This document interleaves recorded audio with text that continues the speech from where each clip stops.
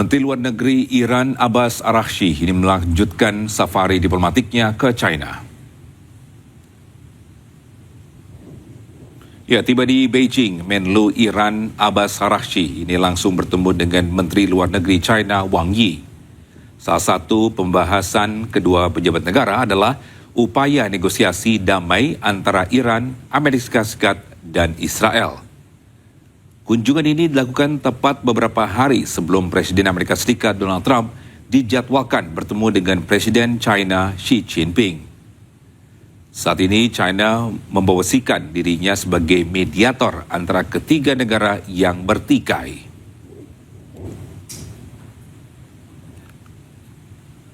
برنامه هسته ایران، برنامه صلح‌آمیز هسته ایران، بحث‌های مربوط به تحریم‌ها و همه مسائل فیمانبین. بحث تنگی هرمز یکی از بحث‌های جدی ما بود و لزوم به رعایت حقوق جمهوری اسلامی ایران و Ya, sementara itu Amerika Serikat berharap pertemuan antara China dan Iran membawa hasil positif.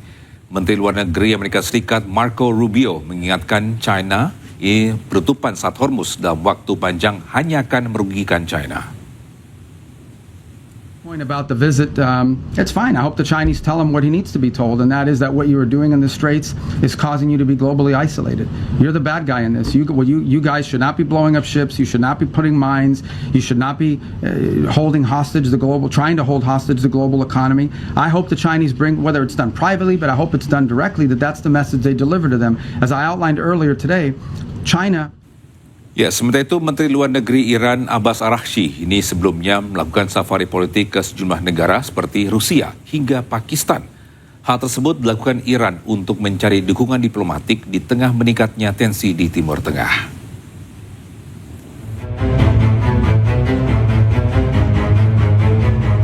Menteri Luar Negeri Iran Abbas Araghchi pada 28 April lalu berkunjung ke Saint Petersburg untuk bertemu Presiden Rusia Vladimir Putin. Pertemuan yang berlangsung lebih dari 1,5 jam di Menlo Iran telah menghasilkan gagasan-gagasan yang baik antara kedua negara. Sejumlah topik dibahas mulai dari hubungan bilateral, isu-isu regional, hingga kerjasama antar negara. Dalam pertemuan tersebut, Presiden Rusia Vladimir Putin menguji keberanian rakyat Iran dan berjanji akan mendukung Iran. Menlu Araghchi menekankan Iran akan melanjutkan kemitraan strategisnya dengan Rusia dalam situasi saat ini. Sehari sebelumnya, Araghchi juga lakukan safari politik ke Pakistan guna membahas upaya akhiri konflik dengan Amerika Serikat. Araghchi temui Perdana Menteri Pakistan Shehbaz Sharif serta sejumlah pejabat tinggi lain. Sementara dalam kunjungan ke Oman, Araghchi bertemu Sultan Oman Haitham bin Tariq di Istana Al-Baraka Muscat membahas situasi yang berkembang dan upaya diplomatik untuk mengakhiri konflik yang sedang berlangsung.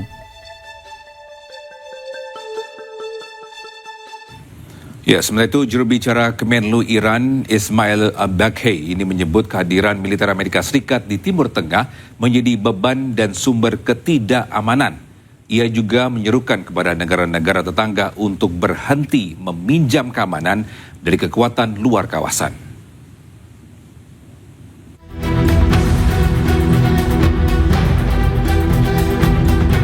Pangkalan militer Amerika Serikat di kawasan Timur Tengah tersebar di sejumlah negara strategis seperti di Bahrain, Qatar, Kuwait, dan Uni Emirat Arab. Juru bicara Kementerian Luar Negeri Iran Ismail Baghei memperingatkan tetangga-tetangga Iran di Teluk Persia terkait upaya peminjaman keamanan di kawasan. Baghei menyebut alih-alih memberikan keamanan, kehadiran militer Amerika Serikat di kawasan justru menjadi beban dan sumber ketidakamanan. Bahkan dapat membahayakan negara-negara yang menjadi tuan rumah dari pangkalan-pangkalan AS tersebut. I guess everyone in our region now recognizes the fact that the American military presence in our region is a liability rather than a security assurance or insurance. So that means that the countries of the region must get together to build confidence among each other and to try to build a mechanism that is inclusive of all of them to guarantee their collective security. That's what we have been pursuing for decades. Bagai juga mengatakan tindakan defensif Iran sepenuhnya ditujukan terhadap aset dan pangkalan AS yang aktif menyerang Iran dan tidak ditujukan terhadap negara-negara kawasan. Ia menegaskan bahwa Iran tidak memiliki permusuhan dengan negara-negara Arab di Teluk Persia dan sepenuhnya berkomitmen pada prinsip hubungan yang saling menghormati.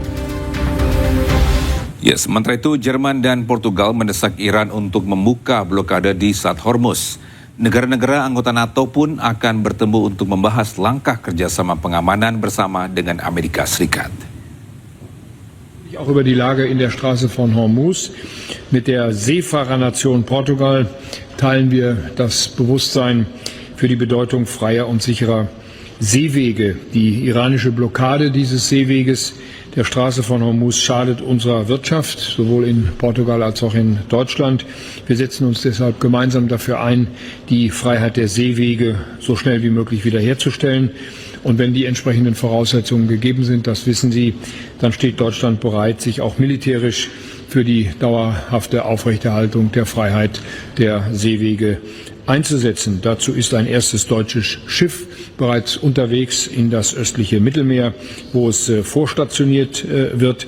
Ich habe im Übrigen auch vor dem Europäischen Rat vor 10 Tagen dafür geworben, den Sanktionsdruck auf Teheran zu erhöhen, wenn die Straße von Hormuz weiter blockiert bleibt. Unsere gemeinsame Botschaft lautet, der Iran muss an den Verhandlungstisch kommen, er muss aufhören, auf Zeit zu spielen, er darf nicht länger die Region und die ganze Welt zur Geisel nehmen. Das militärische Nuklearprogramm muss endgültig und für immer beendet werden. Und es darf auch keine weiteren Schläge gegen Israel und unsere Partner in der Region geben. Die jüngsten Angriffe gegen zivile Infrastruktur in den Vereinigten Arabischen Emiraten habe ich in der letzten Nacht schon. Pemirsa, pengamat hubungan internasional Suzy Sudarman melihat Amerika Serikat berupaya mencari cara untuk menangkan perang. Jika Iran tak bisa dikalahkan, maka Kuba berpotensi diincar Amerika Serikat. Saya iseng melihat Senat, ini bagaimana dia responsnya. Ternyata Senator Murkowski bicara bahwa, come on Donald Trump, kamu datang ke kami dong, saya siapkan authorization of the use of military force, AUMF, yang biasanya mereka lakukan kalau misalnya mereka tidak bisa menggolkan resolusi war powers. Jadi AUMF yang disiapkan oleh Murkowski hanya syaratnya satu, define the war. Yang kedua adalah kasih tahu suksesnya ukurannya apa. Yang ketiga exit strateginya bagaimana. Jadi mereka udah siap-siap tuh. Murkowski dengan kawannya di Republican Party juga. Jadi kalau saya bilang, ini bukan kita bisa melihat, oh ini kesalahan Trump dan ini itu. Ini mindset mereka yang tidak bisa berubah.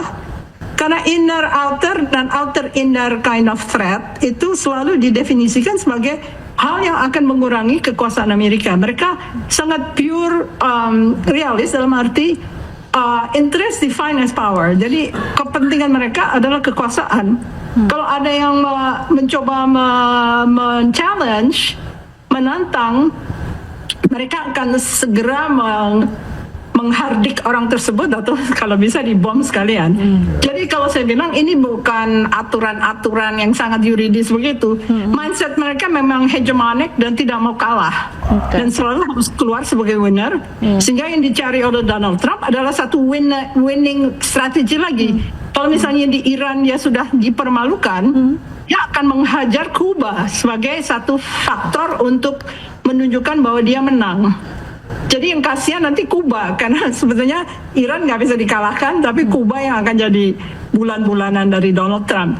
Jadi kalau kita misalnya merujuk kepada cara berpikir orang Amerika ini, kita harus paham mereka itu ya begitu gitu loh. Kalau misalnya mau sedikit berubah ya harus misalnya dari PBB atau dari suasana dunia yang memaksa Amerika Serikat untuk lebih santun dan lebih berperilaku baik. Tapi itu saya kira agak sulit ya, karena kalau Partai Demokrat menang juga dia akan berpikir sama. Jadi hegemoni itu dipertahankan karena mereka merasa mereka punya misi di dunia dan hanya Amerika yang bisa melakukan itu. Yang disebut America is God's gift to humanity. Bayangin aja. Kalau orang berpikir demikian, bagaimana Anda aturan-aturannya ya dibuat seenak sendiri agar hegemoni itu bertahan. Oke, Bu Susi. Lalu Donald Trump juga sempat menyatakan bahwa peran melawan Iran ini adalah perang kecil begitu. Apa ini maksud perang kecil ini? Dia sengaja melakukan propaganda kok. Itu propaganda Donald Trump yang bilang semua swift boat atau kapal-kapal boat kecil yang digunakan oleh Iran itu tanda bahwa navy mereka sudah rusak dan sebagainya. Walaupun memang benar Iran mengalami kerugian besar, tetapi dia memang menggunakan strategi war of attrition. Jadi semakin lama dia bikin putus asa dari Amerika Serikat, makin senang Irannya karena itu dipancing ke arah itu. Dan ancamannya adalah kalau kamu menyerang kami akan buat ini sebagai regional war. Jadi nggak banyak alternatifnya. Sekarang untung Pakistan mendorong untuk menghentikan Project Freedom ya, untuk jeda sedikit sehingga bisa terjadi deeskalasi. Apakah ini akan berhasil? Kita lihat moodnya Donald Trump itu yang nggak bisa ditebak sebetulnya. Oke. Lalu apakah ini juga sebenarnya dalam konteks meremehkan ketegangan yang terjadi saat ini di Selat Hormuz, Bu? Ya pokoknya apapun tujuannya adalah menunjukkan bahwa saya menang dan saya punya inisiatif baru yang kelihatan saya sebagai bully dan melakukan bullying itu secara nyata. Jadi sekalipun dia tahu bahwa dia nggak akan mungkin bisa menang dalam war of Bisa maskapai penerbangan Amerika Serikat Spirit Airlines ini menghentikan seluruh operasinya secara mendadak menyusul lonjakan harga bahan bakar akibat konflik di Timur Tengah. Hal ini membuat ribuan penumpang terlantar tanpa penerbangan pengganti maupun bantuan.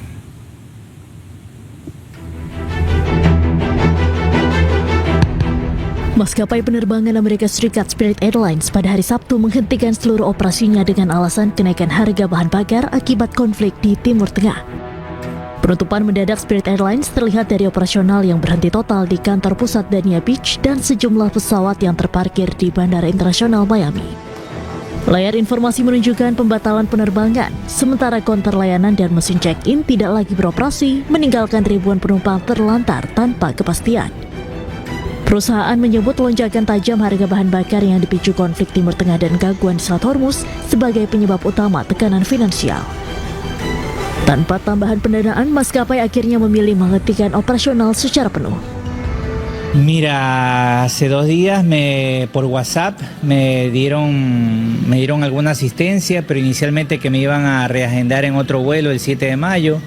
Pero ya hoy día me encuentro en la situación en donde nadie contesta y ya por los medios informativos ya se sabe que la compañía quebró. Para penumpang pun mengaku kebingungan karena tidak mendapatkan informasi terkait pengembalian dana maupun alternatif perjalanan. Sementara itu penutupan ini juga berdampak pada lebih dari 7.500 karyawan yang terancam kehilangan pekerjaan. Bisa dampak konflik yang terjadi di Timur Tengah antara Amerika Serikat, Israel, dan Iran, harga pupuk dan bahan bakar di Meksiko meningkat. Para petani menyerukan agar perang di Iran segera berakhir.